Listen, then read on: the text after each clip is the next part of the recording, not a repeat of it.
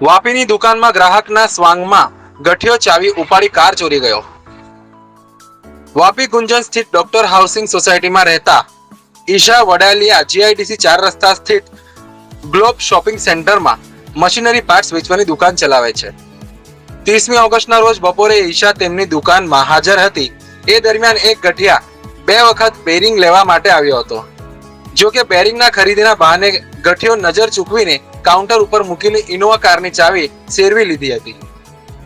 ઈશા બપોરે જ્યારે ઘર જમવા માટે જવા નીકળી ત્યારે પાર્ક કરેલા સ્થળ ઉપર ઇનોવા કાર જોવા ન મળતા સ્ટાફ અને આજુબાજુના વિસ્તારમાં તપાસ કરી હતી.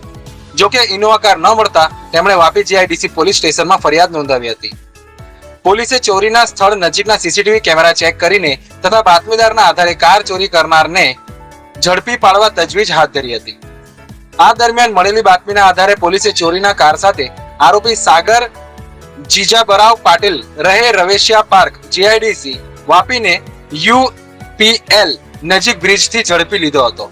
ચોરીની કાર સાથે આરોપી મુંબઈ ભાગી જાય એ પૂર્વે જ જીઆઈડીસી પોલીસે ઝડપી લીધો હતો.